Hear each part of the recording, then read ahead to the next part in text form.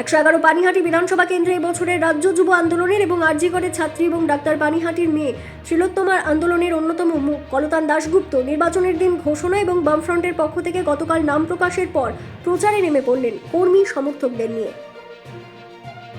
পানিহাটির মানুষ তারা অভয়ার ন্যায় বিচারের দাবিতে রাস্তায় নেমেছিলেন, কারণ এই এলাকার মেয়ে ছিল অভয়া। সেই ন্যায় বিচার হলো না, কারণ তৃণমূল ষড়যন্ত্র করে সেই ন্যায় বিচারের প্রক্রিয়া আটকে দিল। এবং যখন অভয়ার পরিবার দিল্লিতে স্বরাষ্ট্রমন্ত্রী ইত্যাদিদের সাথে দেখা করতে চাইলেন, তখনও সেই দেখা করার সুযোগটা হলো না, কারণ বিজেপি আসলে চায়নি এই ঘটনার তদন্ত হোক। ফলে এদের যোগসাজশে অভয়ার বিচার এখনো অধরা, যে কারণে মানুষ এখনো রাস্তায় নামছেন অভয়ার ন্যায় বিচারের জন্য। তাহলে সেই ন্যায় বিচারের দাবিতে আমরা লড়াই করছি।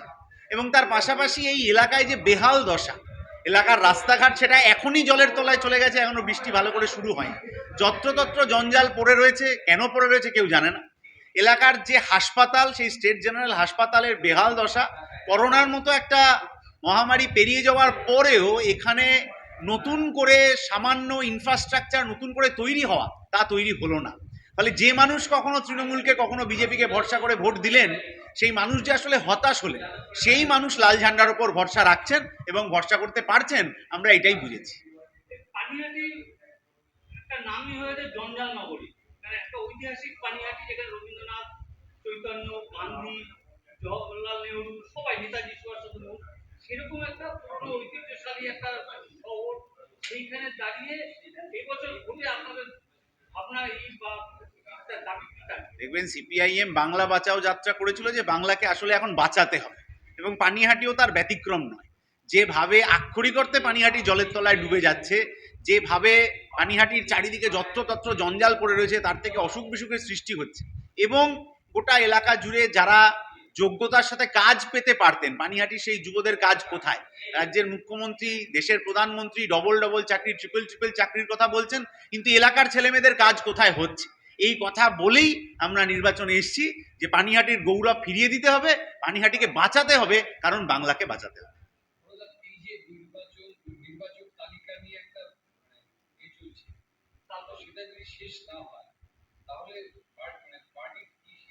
আমরা বলেছি বিচারাধীন কাউকে রেখে ভোট করা যাবে না। এটা আমরা চাপ দিয়েছিলাম যে বিচারাধীন কাউকে রেখে ভোট ঘোষণাও করা যাবে না। এখনো আমরা বলছি যারা বিচারাধীন আছেন তাদের নিষ্পত্তিটা ভোটের আগে হয়ে যাক। এর ক্ষেত্রে যদি কোনো গড়িমসি ইত্যাদি দেখা দেয়, আমাদের পার্টির রাজ্য সম্পাদক বলেছেন সেটা নিয়ে আমরা কোর্টে মামলাও করব, কারণ মানুষের গণতান্ত্রিক অধিকার কেড়ে নিয়ে গণতন্ত্রের প্রক্রিয়া ভোটের মাধ্যমে চালানো উচিত। 2.5 লক্ষ কাছে আধা সামরিক বাহিনী আসছে, এই যে এত ফোর্স দিয়ে দুবারে নির্বাচন, দীর্ঘদিন পরে দেখা গেল, কি বলবেন? মানুষ রুখে দাঁড়ালে তখন আর নির্বাচন বাহিনী বা ইত্যাদি সে কি হবে? এর আগেও আমরা কেন্দ্রীয় বাহিনীকে দেখেছি, তারা এদিক ওদিক ঘুরতে চলে গিয়েছিল। কিন্তু আমরা বলছি যে মানুষের ওপর আমরা ভরসা করছি। মানুষের বাহিনী যখন রুখে দাঁড়াবেন চোর চিটিংবাজ দাঙ্গাবাজের বিরুদ্ধে, তখনই হচ্ছে যে আসল গণতন্ত্রের প্রক্রিয়া সম্পন্ন হবে। নির্বাচন কমিশন প্রথম দিন থেকে যেভাবে স্বরাষ্ট্র সচিবকে বা মুখ্য সচিবকে সরানো বা কালকেও সরিয়েছে বিভিন্ন আইপিএস অফিসারদের, এই যে প্রক্রিয়া গ্রহণ করছে, সেখানে কতটা আশাবাদী এই নির্বাচন কমিশন? এই প্রক্রিয়ার সাথে আশাবাদী নিরাশাবাদী হওয়ার কোনো ব্যাপার নেই। আমরা আশাবাদী তখন হব যখন বিচারাধীন যে মানুষ তারা ভোট দিতে পারবেন। আমরা আশাবাদী তখন হব যখন মানুষ যেরকম অভয়ার ন্যায় বিচারের জন্য রাত দখলে রাস্তায় নেমেছিলেন, সেই রকম আবার নেমে পড়বেন তৃণমূল বিজেপির অপশাসনের বিরুদ্ধে। মানুষ সেটা নেমে পড়ছেনও, এবং মানুষের এই সাহসেই আমরা আশাবাদী হচ্ছি। পানিহাটি উৎসবে দিন 28 তারিখে গণপিটুনিতে মেরে ফেললো পানিহাটি একটি ছেলেকে, তার আগে অভয়ের ঘটনা, এরকম ধরনের ঘটনা পানিহাটিতে ঘটছে, কি বলবেন? পানিহাটিতে অভয়ার ঘটনার পরেও নারী নির্যাতনের ঘটনা বেরিয়েছে, তার খবরের কাগজে খবর আছে। পানিহাটি কি কারণে লোকের কাছে পরিচিত হবে? এই রকম খারাপ কোনো কারণে? নাকি পানিহাটির নতুন করে উন্নয়ন হবে, নতুন স্কুল কলেজ রাস্তাঘাট ইত্যাদি হবে, এখানকার ছেলেমেয়েরা ভালো করে কাজ পাবে? কিসের ভিত্তিতে পানিহাটির মানুষ ভোট দেবেন সেটা মানুষকে ঠিক করতে হবে। আমরা বলছি ওই দুর্নামের কথা ভুলে গিয়ে নতুন একটা পরিবেশ পরিস্থিতি তৈরি করতে হবে, যাতে পানিহাটির মানুষ একটা সুন্দর সকালে পৌঁছাতে পারে।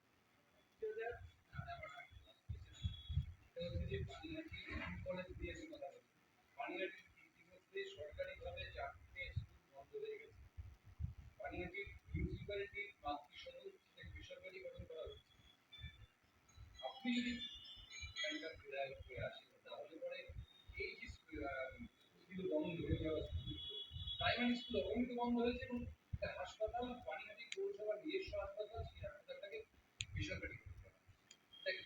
বামপন্থীরা বিধানসভায় নেই বলে বাজেট অধিবেশনে ধর্মজাতের চর্চা হয় আর স্কুলগুলো বন্ধ হয়ে যায়। তাহলে বামপন্থীরা যখন বিধানসভায় থাকবে এই নির্বাচনের পর, তখন সরকারি স্কুল যা বন্ধ হয়ে গেছে সেটা খোলার জন্য লড়াই হবে। বামপন্থীরা যখন এই নির্বাচনের পর বিধানসভায় থাকবে, তখন কোনো একটা সরকারি হাসপাতাল, সেটা যতক্ষণ বামপন্থীরা বিধানসভার মধ্যে আছে সেটা বেসরকারিকরণ করা যাবে না। 34 বছরে যখন বামপন্থীরা ছিল, তারপরেও যখন বামপন্থীরা সরকারে ছিল, তার বিরোধী দলেও ছিল, তখন কিন্তু সরকারি স্কুল বন্ধের মতো প্রক্রিয়া হয়নি, বামপন্থীরা রুখে দিয়েছে। এখন যারা খাতায় কলমে বিরোধী দল আছেন তারা কিছু করতে পারবেন না, মানুষ বুঝে গেছেন। তাহলে বামপন্থীরা যখন পানিহাটি থেকে বিধানসভায় জিতে যাবে, তখন সরকারি স্কুল খোলার ব্যবস্থা, মিড ডে মিলে পর্যাপ্ত পুষ্টিকর খাবার দেওয়ার ব্যবস্থা, মাতৃসদনকে আবার সরকারি উদ্যোগে চালু করে এলাকার গরিব প্রান্তিক মানুষ তাদের সুলভে চিকিৎসার ব্যবস্থা, এই সবই লাল ঝান্ডা করবে এবং একমাত্র লাল ঝান্ডাই পারবে এটা করতে। কলকাতা থেকে মনোজ দাসের রিপোর্ট, বিগ নিউজ বাংলা।